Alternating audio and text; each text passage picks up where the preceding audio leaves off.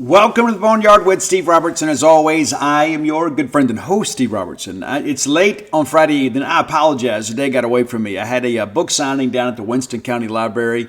That was a little bit elongated. We had some people that wanted to come up and talk, recovery, addiction, things like that. And I don't want to rush those conversations. You know what I'm saying? There are a lot of people that came today that had some needs. And so I wanted to give them their proper attention. And I've got to thinking about it. I didn't want to rush the show. And then we have baseball. And of course, there's March Madness tonight in the SEC absolutely having a dreadful NCAA tournament. But I thought, you know what, hey, let's get through tonight's baseball game. Maybe we'll get a win that I was expecting. And we'll do the show tonight. So here we are. So you probably listen to this late Friday night or on Saturday, and Bulldogs will be going for the series win against Texas A&M. We're going to spend some time breaking down the first couple ball games. We'll talk about the end of the Mississippi State men's basketball season before we even get into any of that, okay?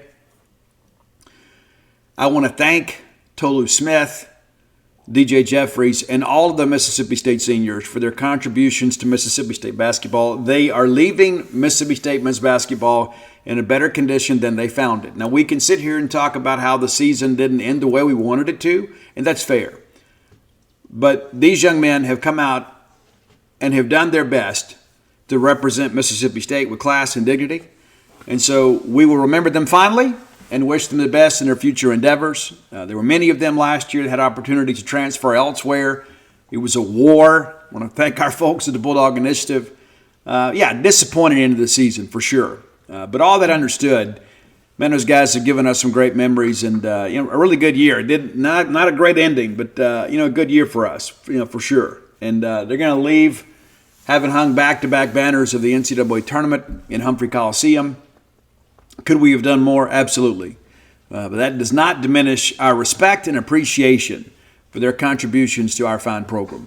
Hey, let's thank our friends at Bulldog Burger Company, longtime sponsors of the show. Man, I love Bulldog Burger Company. You will too if you don't already. Chances are you probably already have an absolute raving love affair with Bulldog Burger Company. Yeah, 3 great locations to serve you. University Drive here in Start Vegas, Gloucester Street there in Tupelo, Lake Harbor Drive in the Ridge and Flowwood area, and of course, Gloucester Street there in Tupelo. If you hadn't been to that one, that's a pretty cool looking location too. Have the spring rolls as your appetizer. You'll be glad you did. They'll make you and everybody around you better looking. Listen, there's so many options to choose from on that menu, and they're about to do an update, okay, which excites me because I'm eager to know what the new food looks like because I got to get in there and try it because every time they add something, I'm thinking, you know what, my FOMO kicks in, right? My fear of missing out. I can't let you guys have a better experience than me at Bulldog Burger Company. So as soon as the new menu comes out, I'm rushing in there to try all the new stuff out. I absolutely cannot wait. It's very, very exciting. You'd say, but Steve, come on. Guys, listen, those are great restaurant quality hamburgers are one of the fine delicacies in life we afford ourselves. And so I'm eager to see what's next. Eager to see what's next. Get that chocolate shake to go. You can ride that ride home with a smile. Get some dessert to go too. You know, late at night, you're going to need that palate cleanser. You know you do. Treat yourself a little bit. Go to Bulldog Burger Company and get the big 3-course meal there. Get the appetizers. The spring rolls will make you and everybody around you better looking, as you know. A great hamburger, and then some dessert to go. Bulldog Burger Company, the place where people go to meet. M-E-A-T. All right, we're going to start on the positive note here. I guess let's do Game 1 baseball first, then we'll get to Game 2. Okay, let's Mississippi State, of course, down there in College Station, Texas. Ordinarily, I would be there, but because we scheduled this book signing weeks ago, we did not check to see that Mississippi State was playing at home this weekend. And I am a person of character. Despite what you may hear or read about me, I honor my appointments. And when somebody commits to something on my behalf, then I'm going to honor that. They ran some advertising for it, and they've been very good to me over the years, so I just simply could not ask them to reschedule. I would love to be down there in College Station, Texas. I would be enjoying some incredible tacos right about now. I guess I'd be in postgame now. But I would be on my way to get some good street tacos at one of those great places there in College Station. A couple of really nice places right there off campus. I even had tacos at Chris Monis out there a few years back. But nevertheless, I'm here, and it bothers me. I'm not going to lie to you. It bothers me that I'm here instead of being there, because I absolutely love road baseball. I love our Bulldogs. I love the opportunity to cover road baseball. But number 7 Texas A&M, and as I told you guys earlier in the week, I expect to take this series. We are the better team. Now, we probably face one of the best pitchers that we're going to see all year long on Friday night, Ryan Prager. And we even got to him a little bit. We just couldn't get that big hit. And when we did get him on the ropes a little bit, we kind of let him off the hook. But give that guy a lot of credit, because he extended his winning streak to 5 games. He's now 5-0. And that's a big left-hander, too, that can spot up the breaking ball. He's got 2 that can change speeds. He really keeps you off balance. But one of the most important things about Friday is we face their ace, we face their best long relief guy, and we face their closer. Now, that's not to say that Aschenbach can't come back on Sunday, but it's tough to pitch 2 times in a weekend. You guys know this. But I think the early story of this game is Evan Sierry.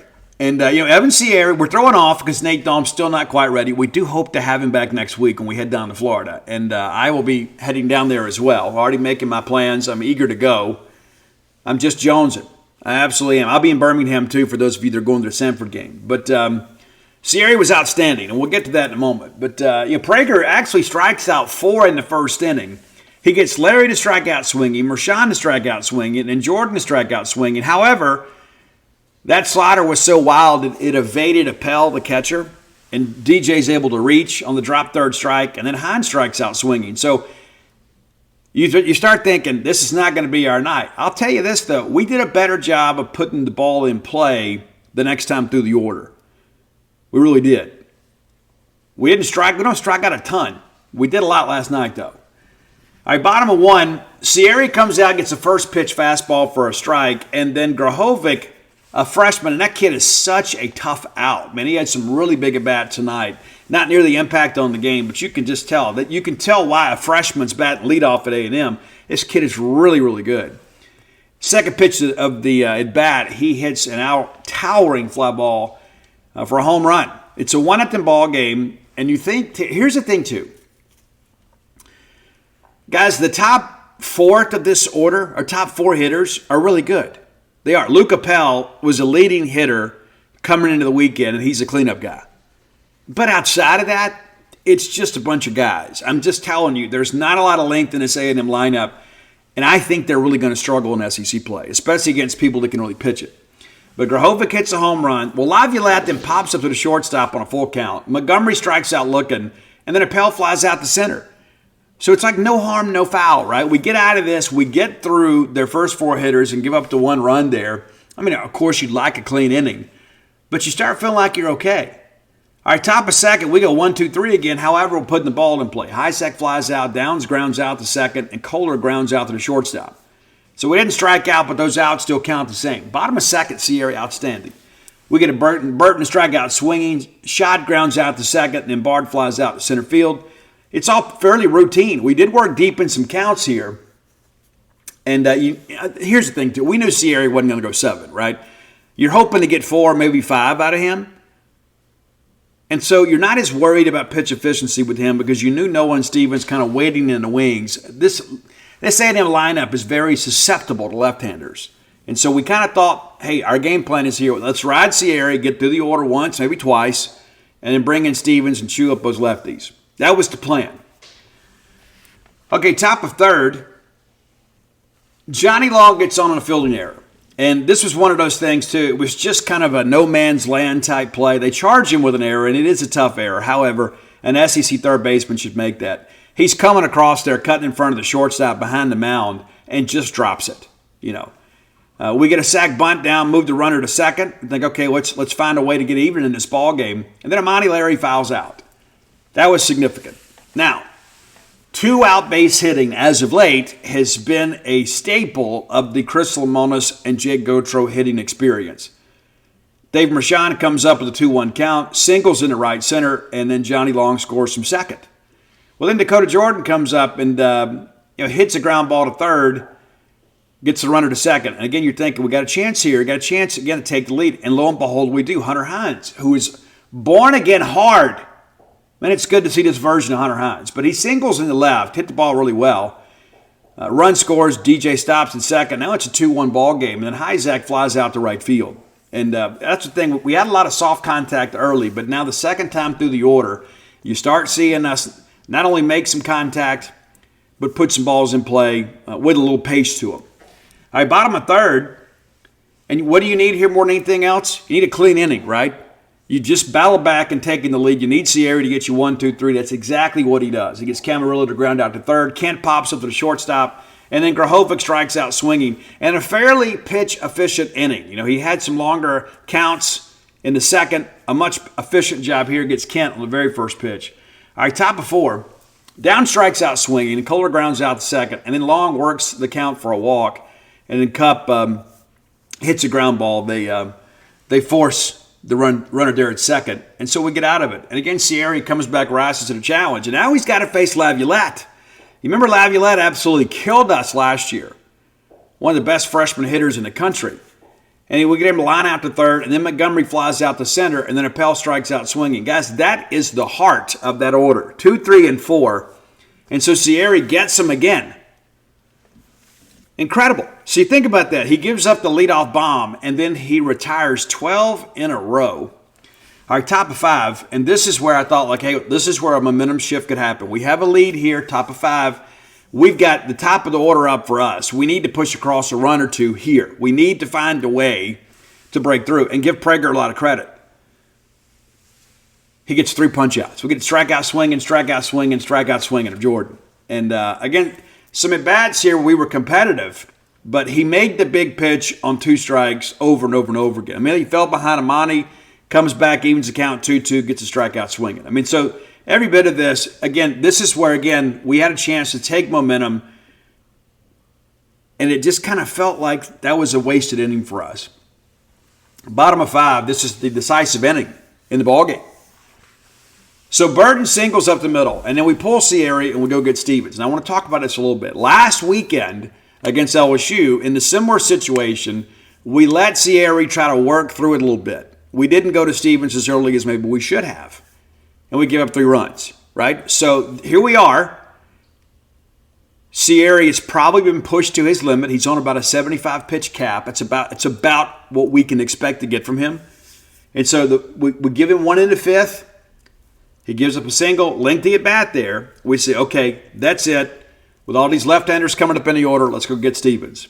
And then Stevens gives up a single to shot, and then we walk. The bases are loaded now. And Camarillo really hits one well, and Hyzak had to turn his back and chase it down. It goes off the glove, and that's a hit, not an error. It goes off the glove, and then the run scores. But because it was so well hit, and because of the fact there was some question about whether it be caught, the runner from second had to hold because you're going to tag there if he catches it. We don't get an out. They score a run. How big would it have been had we been able to get the out there? All right, and then they pinch hit for Kent, the second baseman. Caden Kent's the son of former New York Mets second baseman Jeff Kent. Yeah. So Targak hits for him, and he has not had a good year. They need to get him going to add some length to his lineup. It's not good. And he strikes out swinging on 3 pitches. And so here you start thinking, okay, had we caught the ball in center, right? Let's say you catch the ball in center, then there's runners at second and third, and now there's 2 outs in the inning. But that's not what happened. We end up having to pitch with the bases loaded because with the base open, everything changes a little bit here, right? And then all of a sudden you get to face Laviolette, who has really struggled as a left-hander, the lefty-lefty matchup. That's how big that was. That whole scenario there, everybody talks about the one swing. There's a lot of things here that could have changed if we make that play in center. And I'm not being critical of Connor. That was a ridiculously well-hit baseball from Camarillo. The fact that we got a glove on it at all and there was any question about it was a very significant athletic play. Now, Connor will tell you he should have had it. That's what he'll tell you. But a lot of this could have changed here. Because instead of having the lefty face the righty, you could probably pitch around him. Right? And then face Laviolette. Who knows what conversation we're having today, but that's not how it unfolded. Laviolette, of course, strikes out swinging, and then Montgomery singles through the left side, and we pick him off. But it's a 6-2 ball game now because of that grand slam. That's baseball, though. It is, and people get tired of hearing about it, but that's it. And it always boils down on SEC Friday nights, and these very competitive SEC games, it always boils down to one inning. Always. Because the quality of pitching in this league is so good. All right, top of 6. Hines flies out the center. Hyzak flies out the center. And then Downs lines out the center. So you start looking at this again. We're starting to barrel some things up. We're just not getting anything down. Bottom of 6. Stevens still in the ball game. Appel singles up the middle, and then Burton grounds into a double play. Really, really nice 6-4-3 double play there. And then shot flies out to left. So you face the minimum there. Top of 7. Again, State with a chance here. Kohler grounds out to short, and then Johnny Long beats out an absolutely beautiful bunt. Absolutely beautiful. You push it by the pitcher right toward the second baseman, and it's in no man's land. That is a refined skill that not a lot of people have. If you are able to push that bunt past the pitcher, there is absolutely no chance they're going to throw you out. It's just not going to happen. Now people are playing a traditional lineup defensively. Then they decide to pull Prager. And I'm sure that was the plan too. Say, we'll give him 1 in the 7th. So you get a guy on, Cuppin strikes out swinging, and then Larry singles down the right field line. Just kind of a duck snort. He really didn't get a good swing on Stewart here, but he got just enough to drop that ball beyond the reach of everybody along the right field line. Long goes around to third. So now here we are, Dave Mershon's up, and you start thinking, okay, with Stewart out here, even with that vicious slider, we got a guy that's more of a contact hitter. He's not going to try to do too much. And you just start thinking, hey, if Mershon can find a way to get a base hit here, we can climb back into this thing. However, he doesn't. He strikes out on 3 pitches. Fouled the first 2 off and then swung at a really nasty slider. Give Stewart some credit there. All right, bottom of 7. Stevens still just kind of rolling here. You get a fly out to left. Camarillo grounds out to short. Targak strikes out looking. Lengthy at bat for him. Hung in there for a while, but eventually gets the K. All right, top of 8. State, again, offensively, we start getting some things going. Stewart is kind of a one-trick pony. Okay, that's the long reliever from A&M. Everything plays off the slider, right? So he throws the fastball really as a secondary pitch. He's got 2 versions of the slider. He throws the wipeout slider to get you to chase away, but he's got that front door slider too. So when he needs to start a count, when you're looking fastball, he can spot that front door slider up with great regularity. Well, he gets Jordan to strike out looking, and then Hines hits that home run, an oppo taco, right? And that's what you're supposed to do, right? With that breaking ball away. Well, great job there. And then Hyzak absolutely rocks him down the line and left for a double. Aaron Downs and pops up to short. And that's the thing you start thinking, man, a base hit right here. Scores the run. It's a 6-4 ball game, and we still got some room to play, right? Well, they bring in Aschenbeck, the closer, in place of Stewart. And you could tell Stewart was starting to fade. You really could. He was leaving some balls up. That's the first sign. And this guy didn't pitch for very long. I mean, again, he is kind of a one-trick pony. And when you take it away from him, it's bad in practice. Wild pitch from Aschenbeck sends Hyzak to third. And again, you're just thinking, man, we're going to somehow get this run home. And then Kohler strikes out swinging. Logan is really struggling to play. Playing good defense, but he's really struggling. Had a tough night against Memphis. This weekend, he's played really good defense. But just, that's a tough matchup, that lefty-lefty deal. And we need to find a way to get him going. We thought he was going to be a double-digit home run guy. He doesn't have any yet. And so, again, you leave a runner on base. Bottom of 8, we get Grahovic to ground out to second on the very first pitch. Laviolette is in, grounds out to first. We throw the pitcher. Close play there. They challenge it, but it was an obvious out. Montgomery then singles to the left side, and guess what? We pick him off again. Our SEC leading pickoff battery there. A lot of those called by Justin Parker. You get Braden Montgomery twice. All right, top of the 9th. Bryce Chance pitch hits for Johnny Long and singles to left field. So now all of a sudden you think, okay, well now the tying run is on deck. You just need Dylan Cupp to do something here, and we ground into a double play. And then Larry grounds out second base. And that was the thing too. You look at these situational opportunities. That really, we had the opportunities in game 1. We just didn't get it done. And so the good thing is that they did expend some energy. We only used 2 pitchers in the ball game. And we've talked about that, like about the LSU series, right? When we had the big comeback, they had to use some pitchers on Saturday. The Sunday blowout came because of the fact that LSU was all in to win on Saturday to try to win that game. So they throw everybody on Saturday and kind of have nothing left. And so the way we have managed our pitching through 2 games at A&M is incredible. Because of the fact we only had to use 2 arms on Friday. And again, we talk about Sierra. This performance is kind of going to be lost in the fact that we lose this ball game. He goes 4 innings and gives up 2 hits and 2 runs. 4 strikeouts, 0 walks. Now, you start thinking about getting into regionals and things like that, you're going to need a 4th guy. You're going to need a guy that can at least go out there and get you to order a couple times. Sierra is kind of emerging as that guy. Now, everybody's like, I saw some comments on social media that says, hey, Steve, Nolan Stevens should have earned this start. We're not ready to ramp Nolan up. He's around, kind of like Sierra, he's around 70, 75 pitches.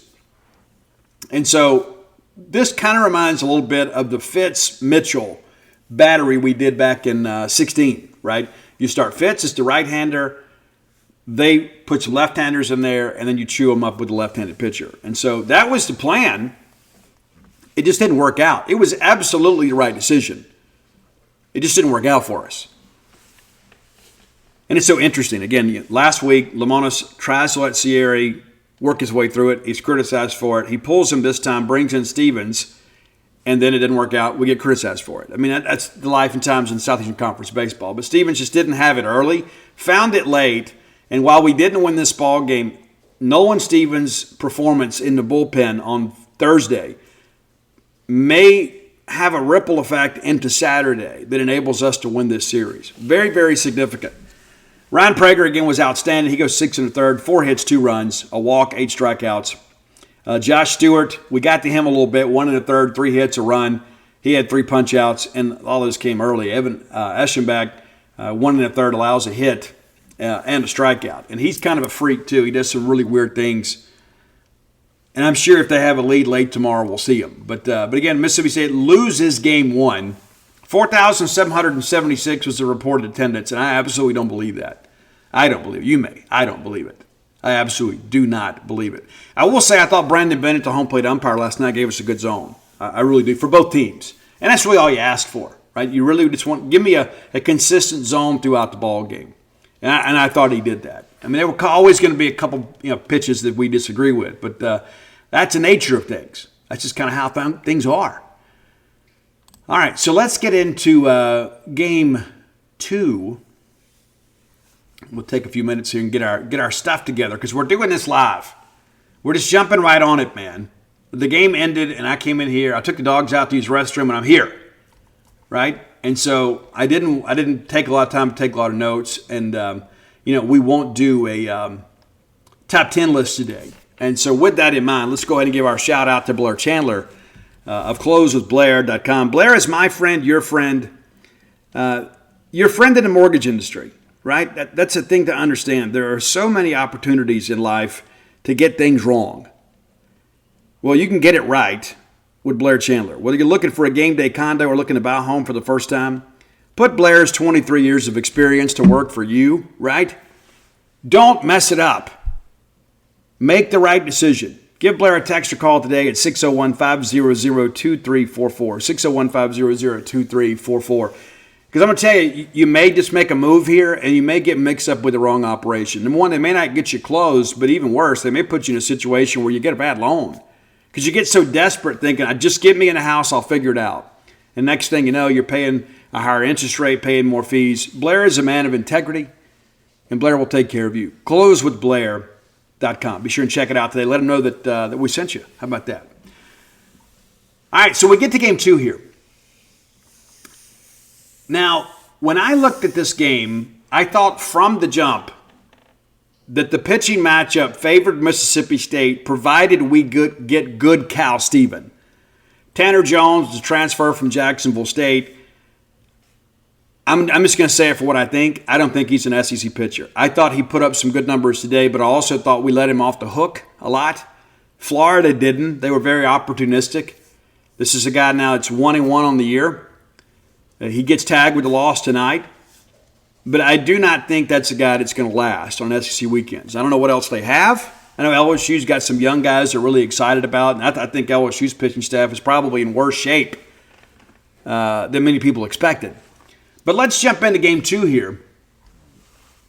Not a lot of scoring. And again, there was the decisive inning. Except this time it was Mississippi State with the decisive inning. And against State, the visiting team, it takes me a while to get used to that. This is the first true road game we've had all year. Very first pitch of the game, they hit Larry. Then Mashawn strikes out swinging, and then DJ singles to center field. It was really a great job of hitting, right? It's an 0-2 count. The ball is off the plate a little bit, and rather than try to pull it or just take it, because you don't know how guys call it early, DJ, as strong as he is, just kind of punches that ball back up the middle. And then it brings Hunter Hines up now with less than 2 outs and a runner in scoring position. He singles to right field, not deep enough to score the run, but now the bases are loaded. And so we've got this guy who got rocked against Florida on the ropes here in the first inning. And you've got 5 and 6 coming up. 2 guys that have been red hot for you, Connor Hyzak and Aaron Downs. And unfortunately, we pop up the short and then we strike out swinging. That is a prime example of us letting him off the hook. At that point, all the pressure is on him. It's not on us. And I thought we got caught lunging a couple pitches there. So give him credit for making some good pitches. But that was an opportunity to lead. We left them loaded in the first, and I worried that would come back to haunt us. All right, bottom of 1. Cal comes out, and we weren't very pitch efficient early. And again, there's Grahovic again, just eating up pitches. That kid is really, really good. Lengthy at bat, and he flies out to right. We get Laviolette to ground out to second. You can tell that he's pressing a lot. Chris Simonis talks about early in the year, I think guys are trying to do too much. Well, you could say the same about Jace Laviolette right now. Because I think, hey, you hit all these home runs in a non-conference, and everybody's like, man, this kid's going to be the Golden Spikes winner.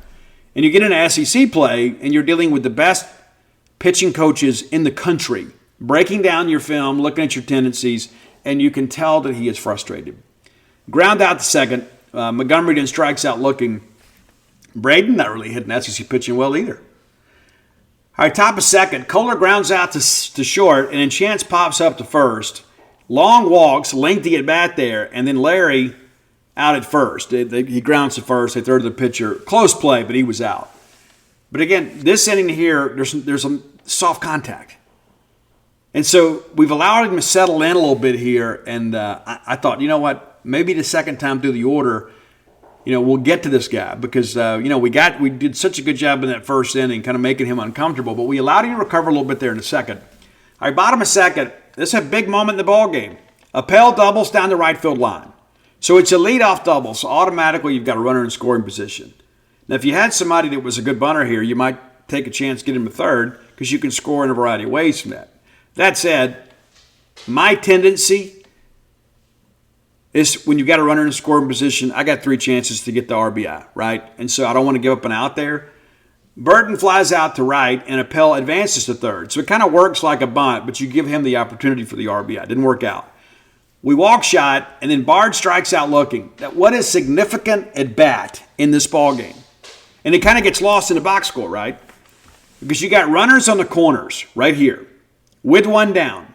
We needed a non-productive out. A fly ball to right field is going to get the run home. Base hit's going to get the run home.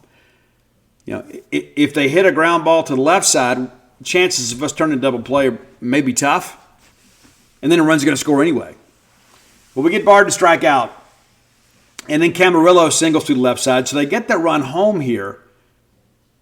But it's not the big inning. And then Kent fouls out to left field. And that's the inning. So despite the fact they come out there and they get 2 hits in the inning and a walk, they get 1 run. And it's a good job of pitching here by Cal Steven. All right, top of third. And again, you just want to start getting something going, and we do, but it all kind of happens with 2 outs. Mershon grounds out to second. Jordan fouls out to first base. I thought we chased a little bit there, especially early in the count. 2-1 like that. It's an advantage count. I thought we chased a pitch. And then Hines, infield single here. Just kind of a crazy thing. It just kind of cued off the bat, rolled by the pitcher. They say single to third base. It really rolled out toward the shortstop. But everybody, they're shifted. And it's a good breaking ball, right? And Hines is strong enough to get it by the mound. But it goes down like a line drive in the box score. But it was not one of the best hits he ever had by any stretch. That came later. Hyzak then singles to left field. And I don't know what's happened with Connor Hyzak, but he has become one of our most consistent hitters. The guy's got 20 RBI on the year already. And we talked about him in the preseason about how he could be an X factor for Mississippi State. I don't know what to expect. He could be a 10-run home run guy, or he'd be a guy to lose his job. But he's become one of our most consistent hitters. So now all of a sudden, you've got back-to-back singles, and you got him on the ropes again. So again, a base hit here scores a run, ties the game. Aaron Downs comes up, pops up third. Second at bat for Downs, and it's clear they're ready for Downs. He has not had a good series yet. I'm hoping to see him bounce back on Saturday. All right, bottom of third, Grahovic, again, at least this time he saved us some pitches, right? 2-0 count, and he takes a 2-0 breaking ball into left field. Laviolette flies out the center. Again, just struggling. Trying to do too much. It's a 2-0 count. So it's a fastball count, so people are untying their shoes. And it's basically, it's got a little pace to it, but with the wind blowing in the way that it was out of the north, you're not going to get that ball out of there. You're just not. Even as big and strong as he is. So it ends up just being a long out. Montgomery then lines out to left. Appel pops up at third. Really good pitching. And again, when Cal Steven is on his game, it's not the strikeouts you watch. It's the flyouts that you watch. Because that's what he does. He's got a little bit of rise to the fastball. Not as much as Nate, but he likes to play up. And when the wind blowing in like this, that was absolutely the right game plan. So bottom of third, our guy is settling in. All right, top of four, not much going for the Bulldogs here. It's a fly out to right for Kohler. And he hit that ball really, really well. On a normal day, it's probably a home run, but this wasn't a normal day. You got to play to the conditions. I mean, I kept hearing that on the broadcast too. And those guys were so incredibly unprepared too. But hey, on a normal day, it's a home run. Well, it doesn't matter. That's kind of like the Ole Miss approach to everything. Well, if the wind wasn't blowing in, it'd been a home run. So, how many home runs get hit when the wind's blowing out? The elements are part of the game. It's not an excuse. But when the wind is blowing in with the pace that it was tonight, you're going to challenge hitters. And that's what Cal Steven did a good job of. Chanson grounds out to short, and Long grounds out to short. And then Cal's back on the mound here. Felt like we might have a little trouble right here, just a little bit. Burton singles back up the middle and really hit it well. We get ahead in this count 0-2. He won't chase the waste pitch, and we catch a little bit too much to the plate there, and he was waiting on it and really drilled it back up the middle. But then we get shot to fly out to left, and it's not deep enough to advance the runner. Bard, fielder's choice right here, right? It's so funny. We nearly had a chance to turn this one. I mean, Mershon is so good, you almost feel like every play he should make. This was going to be a tough turn, and he nearly gets it. Nearly. And then Camarillo, grounds over to grounds out the second, and we force him, our shortstop second. And so ground balls in the inning, kind of circling around some of this stuff. But the bottom line is the leadoff single doesn't come back to bite us. And again, it's a 1-0 ball game. We'll get up there in the fifth, and here's the decisive inning. So if you have to miss the game tomorrow and you only watch one inning, maybe watch the fifth, because that was the decisive inning on Thursday and on Friday. They open up, Larry's hit by the pitch for the second time in the ball game. And again, he's on base. And then Mershon singles to the right side. And I even put in my game notes, Mississippi State has to make this mean something. When you get two guys on with Jordan and Hines coming up, short of you hitting into a triple play, both of those guys are going to get a swing in the inning. Jordan lines out to right, and he really hit it well. And then Hunter Hines on a 1-0 count hits a ball into the teeth of that wind, and it still got out by about 20 feet. Well, if the wind's a normal day, it's out by 100 feet. He absolutely crushed that baseball. He was completely unfooled, and he unleashed the fury. Hyzak then singles to left. Again, what's going on with this kid? It's crazy. Downs then singles to center field. Right? So now all of a sudden we've got the lead. It's a 3-1 ball game, but we're still tacking on, right? You're not satisfied just having the lead, and when you've got a pitcher on the ropes, and we did with Cedillo, we did. He just simply didn't have it. At the beginning of the year, he was out. They were talking about how dominant he was. Well, what? You weren't playing anybody. Now all of a sudden you're in SEC play. These guys are getting knocked around the ballpark a little bit. So Cedillo, again, comes in. DJ hits the ball in the nose. It ends up being an out. And then it's a home run, a single. And then Kohler actually hits this ball pretty well again. But some craziness happens, right? He hits it into the shift, but it's back towards the middle. And he had a little topspin on it. And it's like the second baseman is like trying to do too much here. You know, it's like, hey, I'm gonna tag and throw to first, but instead the ball gets through, and it's charged to Camarillo. It's a shortstop. He was just over in the shift, and then everybody goes around, run scores, and then we go second and third. So that's 4-1. And so that play was so significant. Like, we go back and talk about breaking apart the fifth inning yesterday. You know, the play would count. Ironically, it's Camarillo that hits the ball to Isaac. In this ball game, it's Kohler hitting the ball to Camarillo, who let the game speed him up a little bit. And lo and behold, not only do we score the run here, the runners move into scoring position. They pull Sadeo, bring in Peary, and we get Chance just doing a job here. Right? Situational hitting. Fly ball to right field, runner tags and scores. It's now 5-1. And then Johnny Long grounds out at second. I wish Johnny had been a little more patient there, to be honest with you. A reliever. You got a reliever in the ball game. Work the count a little bit. All right, bottom of 5. And it's like Cal, again, is kind of born again, right? He gets Kent to fly out to left. Grahovic, a lengthy at-bat here. We start out 3-0. We end up going full. He fouls off 7 full count pitches, and that'll run your pitch count up. And then he gets him to strike out looking. And I'll be honest with you, I thought it was a little bit up, but it's too close to take. You can't leave that in the umpire's hands. He does, and he struck out. That was a very significant development because we needed a clean inning. And what do we do right behind that? On the second pitch, we get Laviolette to foul out the shortstop. Dave Mershon, an incredible play here. He's there in the shift, right? He runs all the way from basically short field, and it makes a sliding catch in the bullpen to end the inning. Absolutely amazing. The kid's really good. All right, top of 6, they bring in Winston Moss. I think that was his name, Winston. It's Moss for sure. I thought this kid was really good. He's a young guy, and I really thought once he got through this first inning and kind of got the jitters out, I thought he was really good. He was able to throw that breaking ball for a strike. I thought the changeup was really good too. Big, long kid. You can tell he's probably being groomed to be a weekend starter down the road. Really, really impressed with him.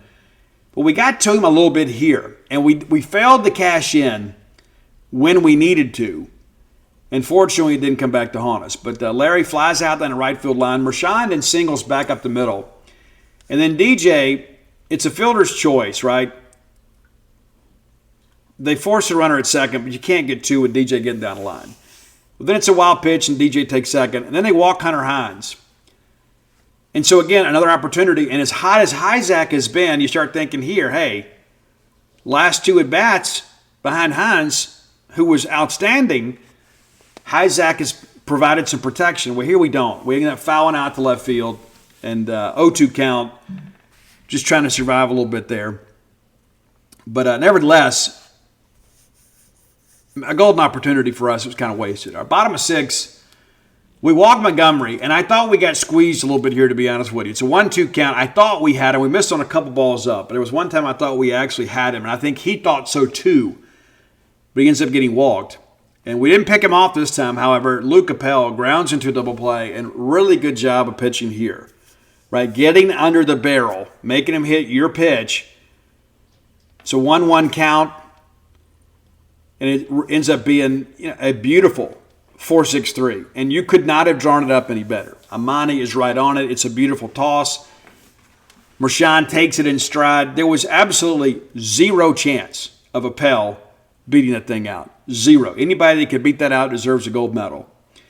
Well, then you think, okay, let's get out of here quickly. And then we walk Burton. Lengthy at bat there. But we get shot to line out to the shortstop. That ball was hit pretty well. And that was really the first ball that they really, really barreled up since early in the ball game.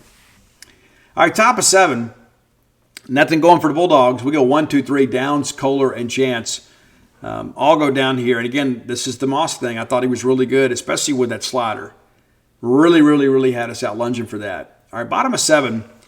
Really the last little situation here where it felt like they might be able to put something together.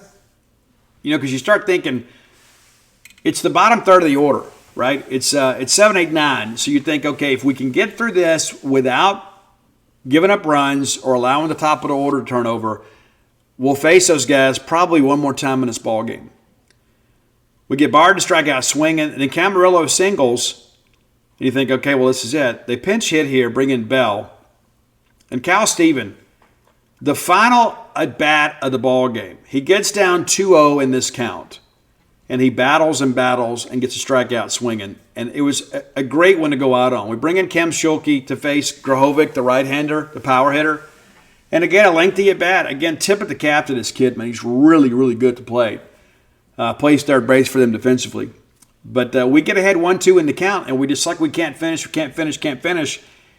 And with Kem Schulke, you never know what's coming. And you could tell the kid was completely confused at the plate. That was a very, very weak and feeble swing at strike 3. And that's it. And that's the only hitter that Cam faced, which means that he's able to come back tomorrow. Again, there's a lot of left-handers in this order from A&M. So I don't know how you want Cam throwing a lot to left-handers. But you can't really throw side on him. You can't. Bulldog fans, many of us grew up in a time we didn't lock our doors. We didn't feel the need to. We didn't have a need to. But the world is a much different place today than it was when we were much younger. Surely you've seen your neighbors have these video doorbells and things of that nature. You can have the same peace of mind, but also the convenience that you grew up with our friends at Eufy. That's EUFY. Very, very, very, very simple product here. Very easy to install. And you set it up with just a Phillips screwdriver. No drilling required, no power tools, anything like that. You get the keyless entry. You don't have to fumble around with the keys when you got your hands full. You never have to worry about your kids losing their keys. Or perhaps you've got a rental property and you worry about people passing that key around. You also don't have the anxiety of having this battery that goes down on you. Guys, you got 4 months of power here, and you get a low battery notification before it runs out so you can charge it back up. It's pretty simple. There's no monthly fee, unlike a lot of other brands that charge you that fee. You can have your recordings locally and never have to pay for storage. Eufy is also on standby for you 24/7, and you can get a worry-free experience with an 18-month warranty, all backed by our professional customer service team. Contact them anytime by telephone, email, or even live chat, which is awfully, awfully convenient. And here's the thing. There's just so much out there in the world these days. Wouldn't it be nice to know maybe who visited your door when you're out, or perhaps have the security of knowing that you've got video surveillance anytime somebody comes to your door? Well, you absolutely can. Make sure that you look for Eufy Video Lock. That's visit EUFYofficial.com/video lock to see how you can gain complete control of your door. Bulldog fans, rodeo season is here. That's right, the Dixie National Rodeo. Get ready to roll, man. And I remember being a kid, that was like the biggest highlight for us. My grandmother would get us tickets every year, and me and my brother would wear our cowboy outfits. We'd put our boots on, have our chaps, our vest, and we'd go up there, and just in case one of the cowboys got a little bit scared to get on a horse or a bull, we were willing to do it. Yeah, for sure. Guys, boots aren't just for going out to a country western bar and doing a little boot scooting. Maybe you got a little Texas two-step in your game. Tecovas can make you look better than ever. Absolutely. And here's the deal, too. That's the thing, the versatility of Tecovas is you can wear them somewhere nice, or you can live life where you don't go gently. That's what Tecovas does for you. Yeah, it's a rugged, handsome boot. It's my favorite boot brand, and it should be yours too. Be sure and check them out. Tecovas believes in Western for all people, and you can feel that when you go into their stores. When you walk in, you'll be greeted like family, offered a boot shine and a drink, and maybe even an adult beverage if you prefer, and you can get custom fitted for a new pair of Tecovas boots. You can get custom leather stamping or branding, whatever you need to make it feel somewhat individual. Look up your closest store at tecovas.com. But if you can't make it to a store, Tecovas delivers the most premium quality and most comfortable Western goods right to your door. Visit tecovas.com. That's TECOVAS.com. And you know what, partner? Point your toes west. All right, top 8. They walk Johnny Long, and I'm thinking here, okay, good. Let's find a way to get some insurance. And we manage the inning with that in mind. Long walks, and then Larry, who's not a great bunter, A sure enough hit through the left side. Now you got runners at first and second. So now you're thinking, hey, we need Mershon to get a bunt down for us and then give the big guys a chance to swing. Well, Mershon lays down the sag bunt. Runners go to second and third. They lift Moss and bring in Smith, who was really good too. I mean, there's some arms in this A&M bullpen that have some pretty nasty stuff. He gets DJ to strike out swinging. And you think, we just need a ball in play, right? Anything but a pop-up on the infield is going to score the run. And we can't get it done. They get behind a 2-0 count to Hines and put him on. And then again, Hyzak comes up with a chance here with the bases loaded to really put this thing away. And we fly out at center field. And again, I don't know if we're just trying to do too much there, but Connor has played so well as of late. Sometimes you swing at their pitch, maybe a little bit over-aggressive on that one. And it's a routine fly ball to center. But it's 5-1 now, and then we get to the 8th, and we bring in Tyler Davis, who has been absolutely amazing for Mississippi State. I just mentioned this on the genespage.com message boards. I remember when Tyler Davis last year was basically a mop-up guy for Mississippi State. You see him this year, he looks different. It's not just the beard. He's really committed himself to physical fitness, and he has become a left-handed long reliever that is absolutely filthy at times, and he was tonight. And you knew with him coming in, facing these left-handers to start, of course, Montgomery's a switch hitter. But Laviolette, again, very aggressive in the count, takes strike one from Davis, and then it's just a routine fly out to right center. And he said, but Steve, it had a little carry to it. It's a long out. And through 2 games, Laviolette has not reached base. He didn't do much against Florida either. Again, the best pitching coaches in the country breaking down your film. Montgomery pops up to the shortstop or second baseman on a 1-2 count. We get ahead there 0-2 with him. And then Appel lines out to center field on a full count there. And so to the 9th we go. Aaron Downs strikes out swinging, lengthy at bat. And then Kohler grounds out to second on the very first pitch. We elect to bring Nolan Stevens in favor of Bryce Chance to get the left-hander a swing, and he walks. And then Johnny Long swings and singles back up the middle. And again, you start thinking, one more base hit, it's an insurance run. Well, Amani strikes out swinging. Lengthy at bat, swung at ball 4 though. And that's easy to be criticized, right? Because you're thinking fastball there. When a guy can tunnel up that slider, it's tough. And so we never get the big insurance run, though we had the opportunities in many of the late innings.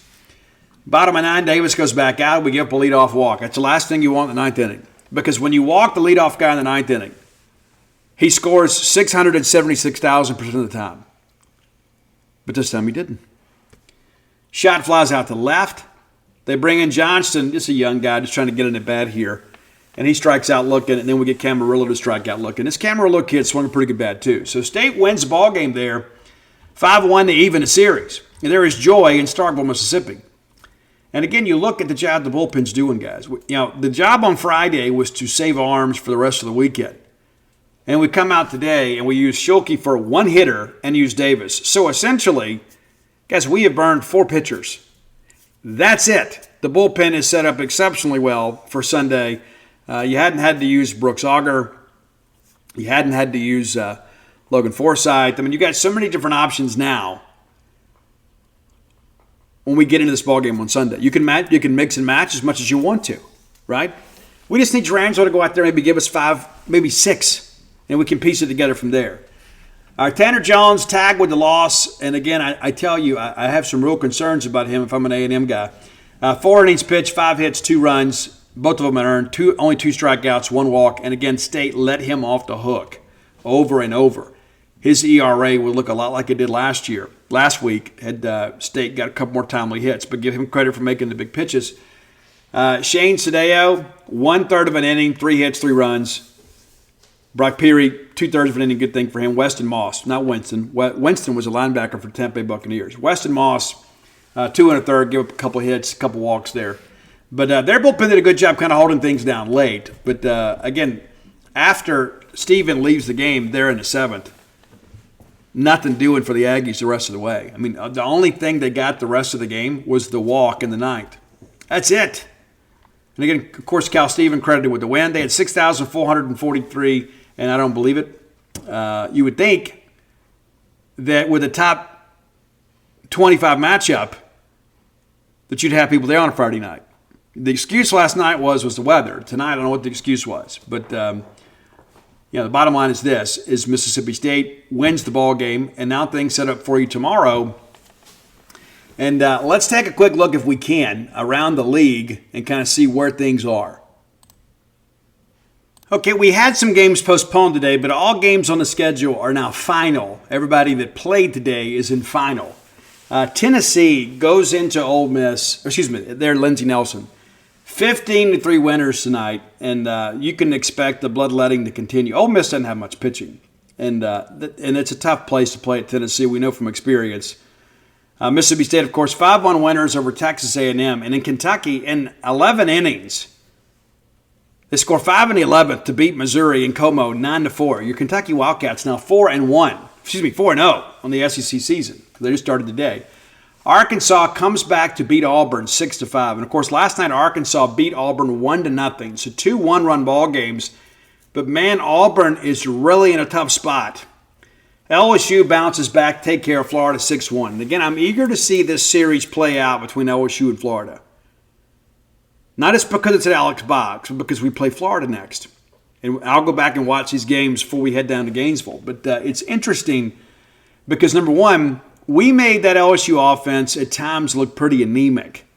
And Florida, pitching-wise, has not been good. They're trying to make some adjustments there, but you look up and now it's 6-1, and LSU is 1. So Florida now 2-2. Let's look at the standings, Ralph, in the Southeastern Conference. Now, of course, not everybody's played the same number of games because you had some games tonight that were postponed.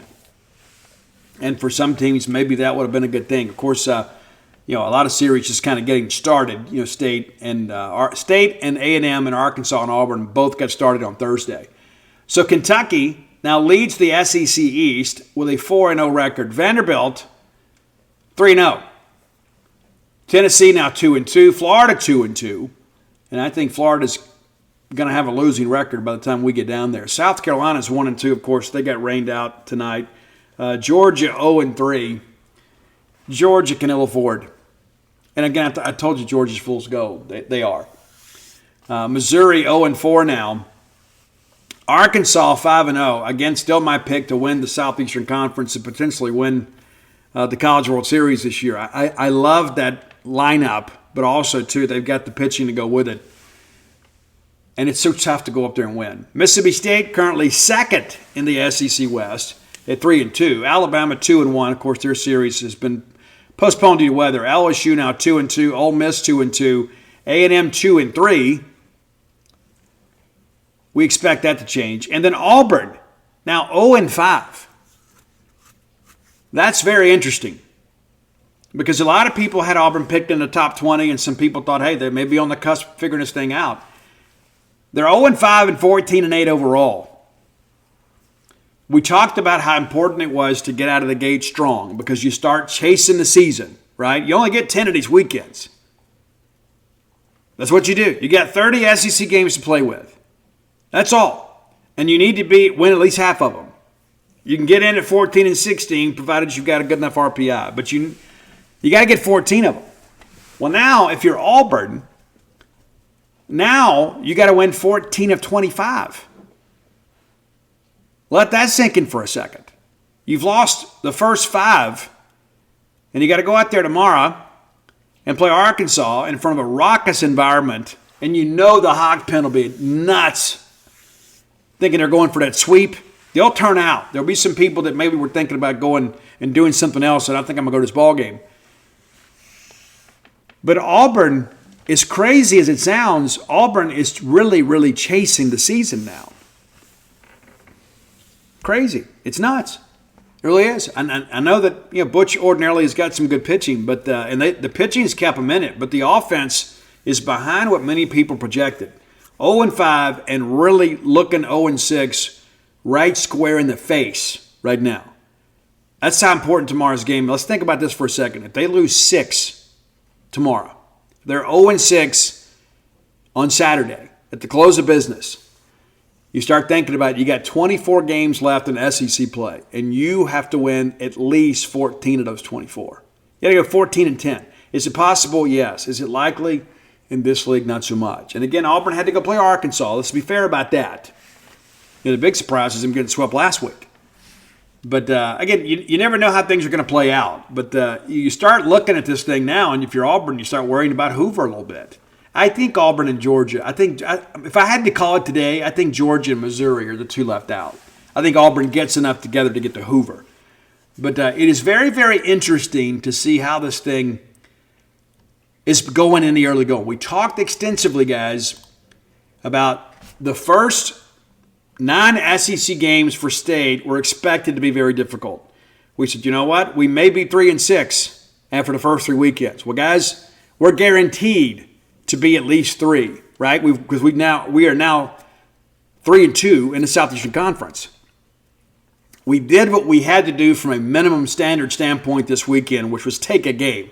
You can't go out there and come home with nothing. So we've taken one step. But now, the step tomorrow, if State's able to win that game, that's not just another game in the SEC standings. It's another step in confidence. It's a national step because you start thinking about the RPI climbers, right? LSU was the number 2 team in the country. You took 2 of 3 for them. Currently, A&M is number 7 in the country. You take 2 or 3 from them, then you ride the wave of their success down the stretch. They pull you along. That's how significant tomorrow is. Getting a second road win against an RPI team like Texas A&M is amazing. As it stands right now, according to our friend Warren Nolan, who has been so good to us over the years, Texas A&M is the number 5 RPI team in the country. You get that win tomorrow, makes a big, big difference. LSU, of course, their non-conference schedule, and again, I think the A&M non-conference schedule is a joke too. But at least they went out and tried to play some Power 5 teams that have kind of underperformed. But LSU right there at 25 in the RPI. And when it's all said and done, with LSU playing so many games at home, they're going to end up being a top 20 RPI team. There's no question about it. None whatsoever. But your Bulldogs now, with tonight's win, now 60 in the RPI. And we're just going to continue to move up, continue to move up, continue to move up. That's why it's so significant to win games like these. These are season-making type weekends. You got to find a way to go get it done tomorrow. And I believe Durangelo will go out there and get it done. I think our guys are ready to roll. All right, time for us to get to the next segment of the show, brought to you by Campus Bookmart, a Starkvillian institution. Man, I love Campus Bookmart. You will too if you don't already. Go by there and see their smiling faces next time you're in town. Easily accessible to all Bulldogs making their way to campus. You turn off 182 right there at the Trooper Station. We'll take this time to remind you to obey the posted speed limit signs when you come to Starkville, Mississippi. And then you go on down and mosey on around right before you get to campus. Right there on the left, neatly positioned, is Campus Bookmart. If you can't make it to town, or perhaps coming to Starkville is a chore for you, we encourage you to support a Starkville business by ordering online at campusbookmart.net. And to give you some incentive to do so, we'll give you a promo code. How about that? BSR, that's your promo code, which stands for Beautiful Steve Robertson. That gets you free shipping on all orders over $75. Any order less than 75 bones, absolutely incomplete. All right, the SEC having a very, very, very, very, very difficult SEC tournament. It's not good, guys. And we'll run that down and we'll talk a little bit about our game. And very disappointing result, as you guys know. I'm not going to belabor the point. I'm not going to in any way be disrespectful to these young men or these coaches that have played so hard for us. It's just, it's a tough end to the season because we all felt like, you know what, this was a year that maybe we can get out of the first weekend. It was going to be a tough out, but we at least thought that we would win the first round game. Really, really, really difficult. Really difficult, for sure. But when you look at how this thing is playing out, it's not good for our league. And we kind of prided ourselves on being a better basketball conference. But we'll look at Thursday's scores first, and then we'll talk about our game just a little bit. Tennessee, at this point, the lone SEC winner, is they take down St. Peter's, who were 19-14, and we're happy to see those guys back in the tournament. But Tennessee kind of has their way with them, 83-49, Dalton Connect. again, just kind of goes off. And then Oakland, the 14 seed, crazy. They beat Kentucky, the 3 seed, 80-76, and nothing fluky about it, man. Nothing fluky at all. Down the stretch, Kentucky had their opportunities. But, man, Jack Galecki, 10 3-pointers in the game. And Kentucky just simply could not defend him. Oregon upset South Carolina, 87-73. That second half was all Ducks. It was a 5-point advantage at the break, and then Oregon puts 53 on them in the second half. Absolutely ridiculous. And, of course, our game, 69-51. Again, we had our chances, but honestly, it feels like we lost to a better team. That's how it felt. It didn't look that way going in. That's how it felt watching it. It felt like we just couldn't get a stop. Probably the biggest story of the day is Yale taking down Auburn 78-76. I mean, it really felt like Yale should have been the higher seed. To watch that game and watch big shot after big shot, and then to watch Yale knock down those free throws, and they weren't a great free throw shooting team on the year. They made them when they had to make them. They were down 7 at the break, and then outscore Auburn by 9 in the second half to win by 2. Alabama takes care of business tonight, 109-96. A lot of points there for Charleston, and that's one thing Nate Oates has said all year long, is that defensively they're not as good as they should be. They actually lose the second half, 62-58, but with the 17-point advantage at halftime, there wasn't much to cry about. Colorado takes down Florida, 102-100. Todd Golden denied an SEC tournament win. And Florida was a team that down the stretch was playing some pretty good basketball, as you guys know. They make it to the SEC tournament final. Texas A&M wins tonight too, 98-83. Nebraska, pretty good team too. So an 8 matchup that goes in favor of the Aggies. And so that's where the SEC is. But a lot of teams make the tournament, but not a lot of teams are still in the tournament. And so we'll kind of look ahead to Saturday. Really, the only rooting interest you have on Saturday from the Southeastern Conference is Tennessee and Texas. That is a 2 versus 7 matchup. And that's going to tip off in the Spectrum at 6 o'clock or 7 o'clock. And then we get into Sunday, things are a little bit different. Alabama still waiting to who their opponent will be. But, it's interesting to see it all kind of play loose here. But really excited to see how this thing kind of plays out, for sure.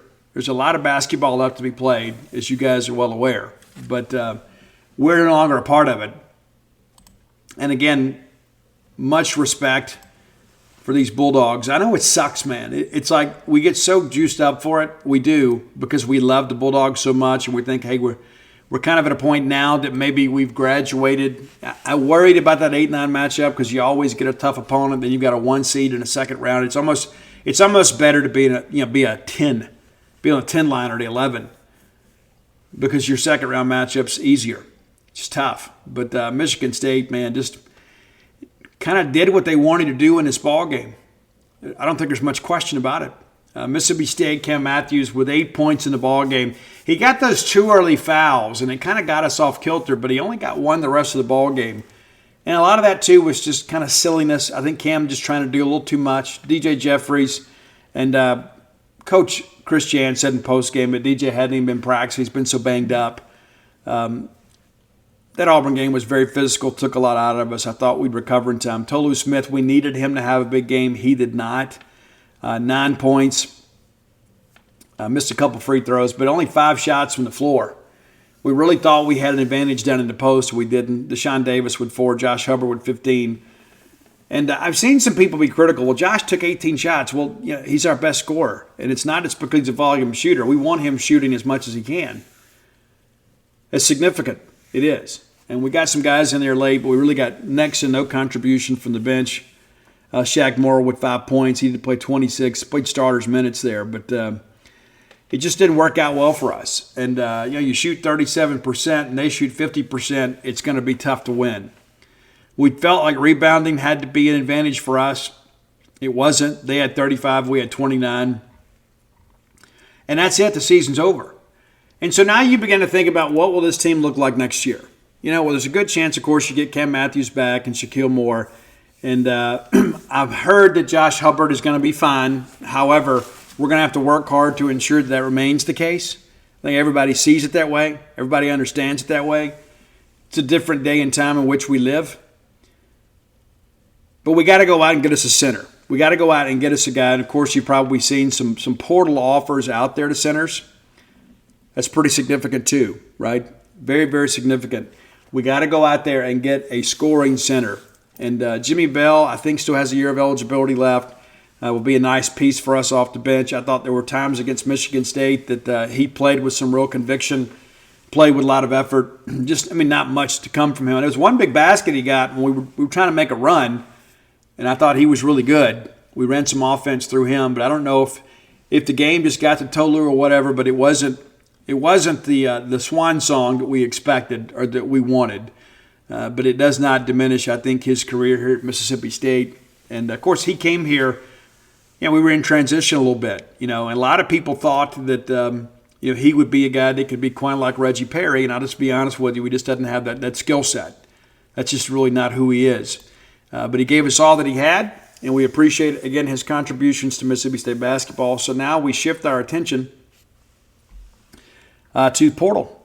That's where we are now. We shift our attention to portal recruiting when it comes to men's basketball. And it's going to be interesting to see how that plays out, because there are some pieces, provided you can get everybody to stay, that you can build around, and then we'll kind of go from there. That's an important aspect of this. But again, congratulations to the Mississippi State men's team for making the tournament. Again, we are disappointed that you didn't get to go farther, not just for all of us, but for all of you. You're the ones that put the work in. We may come to the ball games and do our best to support you, but at the end of the day, you're our team and you're our guys. And we appreciate everything that you've done for us. And I've said that several times, but it's one of those things, too, when we have players that have been with us for a while that give us some very significant memories, and then they leave us, it is kind of a sad thing. And I think it's important not to look back at yesterday with disappointment, but to look at it and say, you know what? We're in a much better place than we were when these young men showed up. We are. And we were a team that in their final 2 years made the NCAA tournament. And while we didn't win a game, which is disappointing, we'd much rather have the opportunity to be in the big dance than to be relegated to the NIT, which was something that we were pretty much accustomed to in the Ben Howland era with rare exception. I think Chris Jans has us moving in the right direction. Of course, his name has been mentioned in connection with some other jobs. He and Mississippi State, unless they have come to terms today, have not reached an agreement on an extension. So we'll see how things play out with that. But certainly you've got good leadership at Mississippi State that will do what they can to keep Chris Jans here in Starkville. And a lot of other people in the conference have announced extensions. And so we'd like to be able to do that as well. We'd like to continue to win in men's basketball. Again, we just probably were a piece away. Last year we had no perimeter shooting whatsoever. Well, now we kind of got that. It was inconsistent at times. But you knew that Josh Hubbard, as long as you had him on the floor, you had an opportunity to get back into a ball game. And so hopefully we can kind of keep the band together and add some pieces to it and be a team that makes it out of the first week of the tournament next year. But I can promise you, as disappointed as we are, there are some other people around our conference that had higher expectations this year that are in the same position we're in, and that's at home after their first round game. I don't feel sorry for them. All right, final segment of the show brought to you by the Stark Vegas Clubhouse. It's very simple. Just Google Stark Vegas Clubhouse. You can find all the information you need to know about that wonderful establishment right then and there. Their Facebook page you pull up, you can peruse the pictures of all the amenities that are available to you and all your guests when you stay at the Stark Vegas Clubhouse. If you're bringing a large group to Starkville, and chances are you've thought about that, but thought, you know what, hey, it would be a lot of fun for us to do this, just get a big house together and spend a few days at Stark Vegas, take in some ball games. Maybe it's a work trip. I don't know your needs, but I know that they can be met by our friends with the Stark Vegas Clubhouse. Just 5 minutes away from the Mississippi State campus, conveniently located just off Highway 182. You can jump out there and get on 82, go wherever you need to go. Whether you're working up here, working the Golden Triangle, rather than waste your company's money or your own hard-earned dollars on 5 hotel rooms, go to Stark Vegas Clubhouse. That great back porch area, full-service kitchen. You can go out and buy some groceries, and you can cook right then and there, put some steaks on the grill, whatever you'd like to do. Wet bar is there. We just don't want you getting too rowdy. You still got a couple neighbors out there, but it's mostly quiet. You go stay in some hotel room, you're going to have people banging on the doors all night, up and down the hallway, making a bunch of racket. What would be better than having everybody under one roof? Nothing. So Google Stark Vegas Clubhouse, and you're going to come up with some booking options. You're going to have the VRBO option, the Airbnb, and maybe that's the route you want to go. But if you're looking to save a few bucks, we can do that for you. Book through the Evolve website and use promo code BSR10, and that gets you 10% off your stay just by being a listener to this show. How cool is that? Saving you money every chance we get. Again, that's the Stark Vegas Clubhouse. All right, the Mississippi State women victorious last night in the first round of the WBIT. They take down 7th-seeded Georgia Tech, 84-47. Really good ball game for the Bulldogs. And you kind of wondered, are we going to pout? Are we going to come out and just say, you know what, we didn't make the dance, so we're just not concerned? No. It's a 20-7 first quarter and then 19-11 there in the second. And so State with a 39-18 lead at the break and just kind of managed it. Of course, you'd think we're just going to coast to a victory. No, that fourth period was really, really tough for the Yellow Jackets, as it was them that ran out of gas rather than the Bulldogs. State doubles them up in the fourth period of play, 26-13. Hey, give them some credit, though. They came out and shot and just did not connect. 22 three-point shots up in the air, and they convert on just 4. State did a really good job in three-point defense. They only went to the free throw line 10 times. They did convert 9 of those, but rebounding, was a big part of things, and they had 30. The Bulldogs with 44. Pretty incredible. You hold these ladies to 28.8% shooting in the ballgame. Their best quarter was the third when they go 6 of 17. The Bulldogs get 16 points out of Darian Rogers. You get a dozen out of Jessica Carter. She also pulled down 7 rebounds. Jacayla Jordan, kind of a quiet night for her, just 6 points and 4 rebounds. A couple turnovers as well. Did have one big block.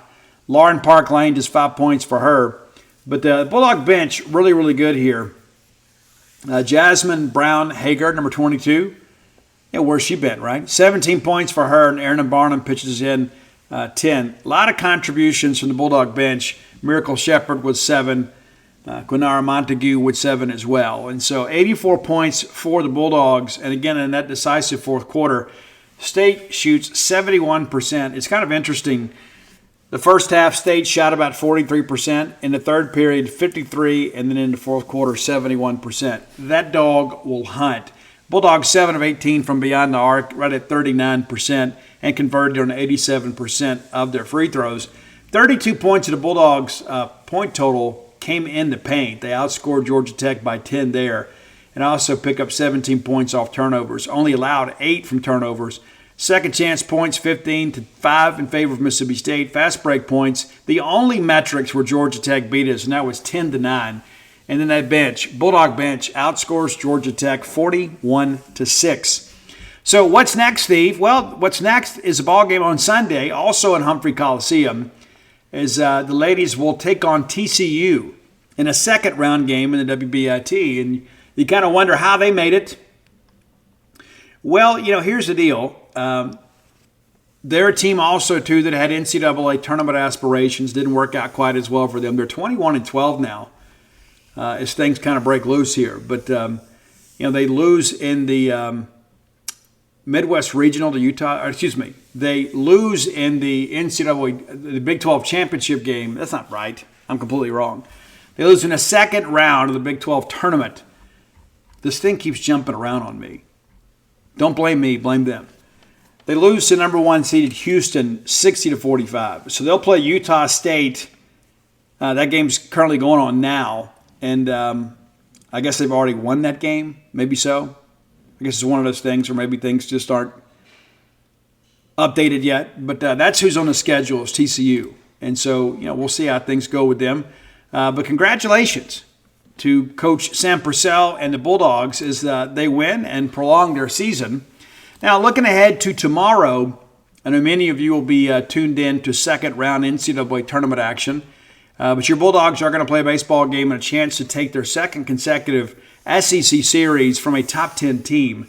Now, you remember last weekend, nobody won on the road. Nobody won a series. Some people picked up some games but couldn't win a series on the road. State in a prime position to do that. Now, we're going to face left-hander Justin Lampkin tomorrow. Against Florida last weekend, he goes 4 2/3 of an inning, allows 4 hits and 2 runs, 5 punch-outs against just 2 walks.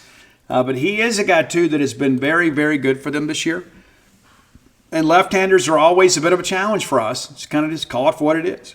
He is a sophomore from Cal Allen High School in Corpus Christi, Texas. Big, strong, 6'4", 210-pounder, and made the 2023 SEC tournament team last year.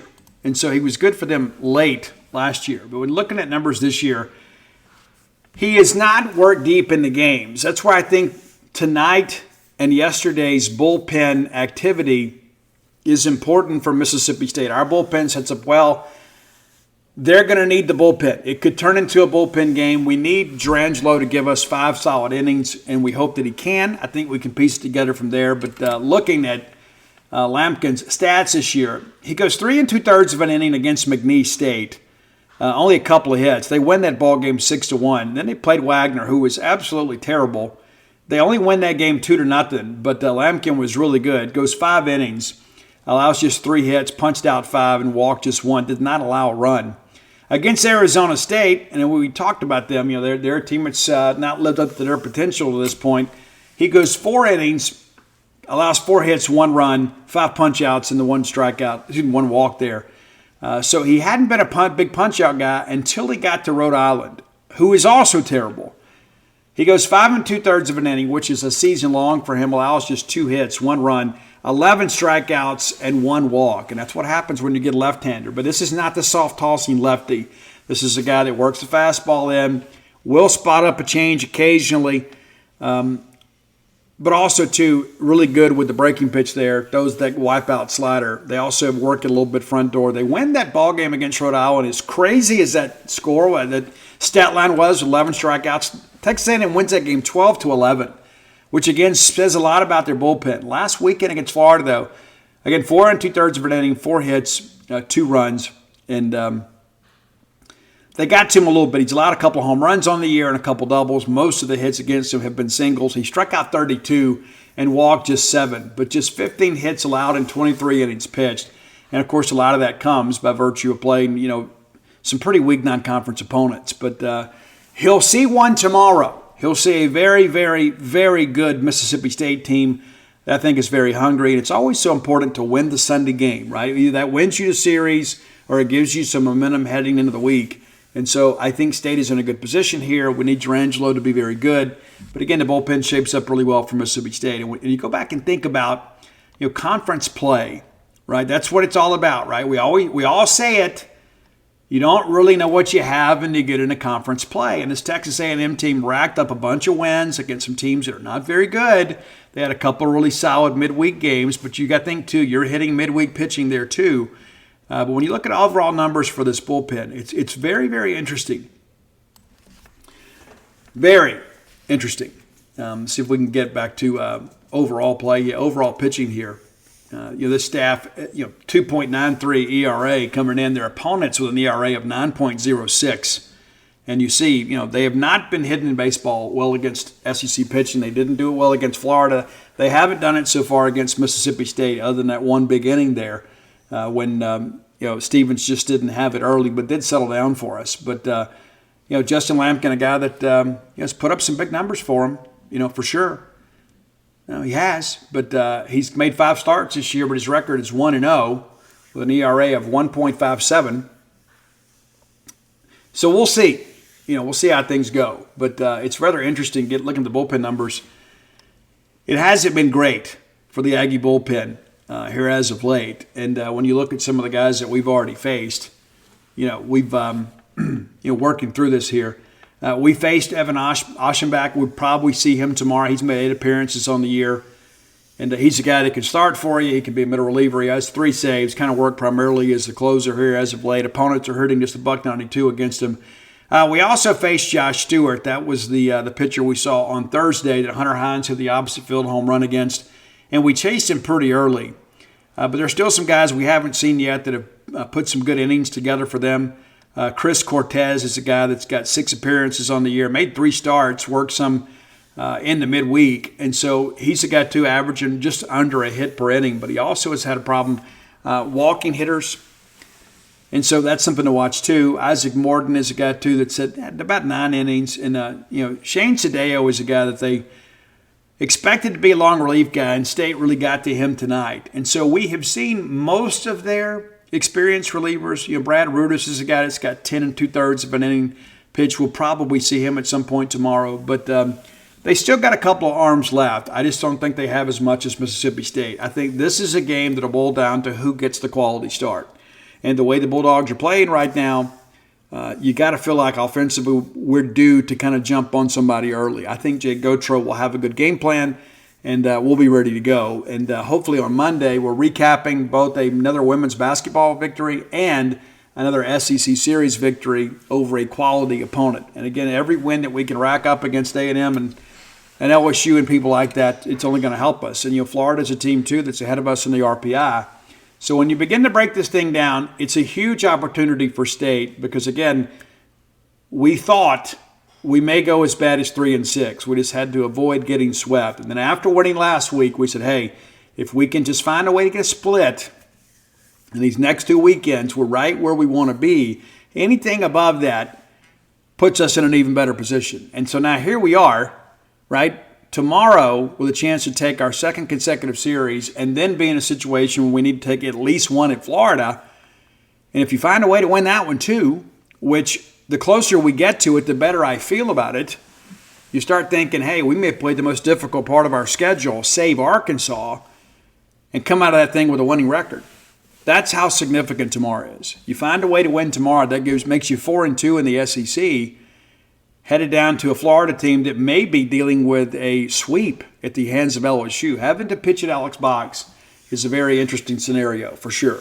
But we wish everybody else the best, but we're always pulling for the Bulldogs. But that's going to do it for tonight's show. Again, I apologize for it being late, but I hope you understand. We'll hope to be back on schedule next week. And, of course, we'll be in Gainesville, Florida on Friday. Probably record the Friday show on Thursday, because Friday is a travel day. And so I'll be heading down there. Me and Ruby will be on the road for a true SEC road series for the first time this year. Appreciate you guys clicking on our coverage over at genespage.com. And for all of you that have chronic pain in your life or stress or anxiety, you need to let True Rest take care of that for you.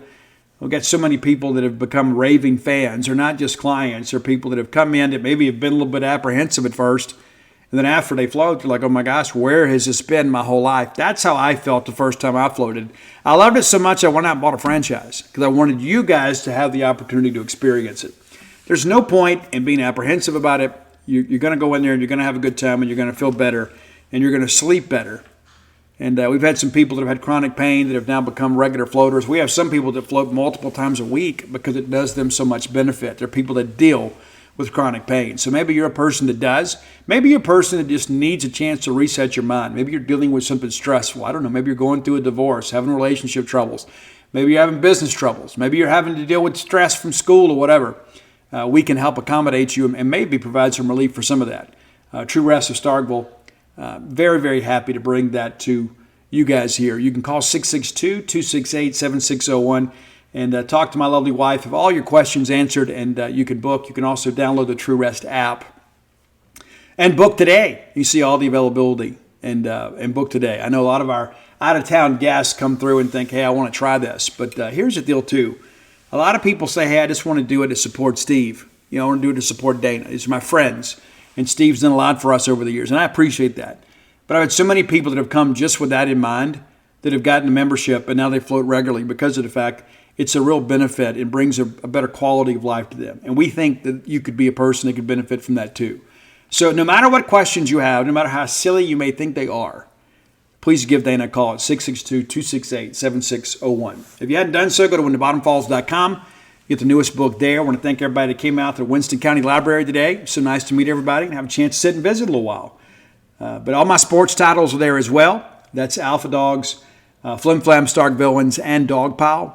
And you can also be able to order the new book from that same URL here in the months ahead. We're about 6 chapters in, just kind of chopping them down 1 week at a time. And so we'll get that knocked out for you, really taking our time, being very, very, very thorough in our research to ensure we get everything correct. But until next time, let's all live our lives in a way we make more friends than enemies, and people can see a difference in the way we live.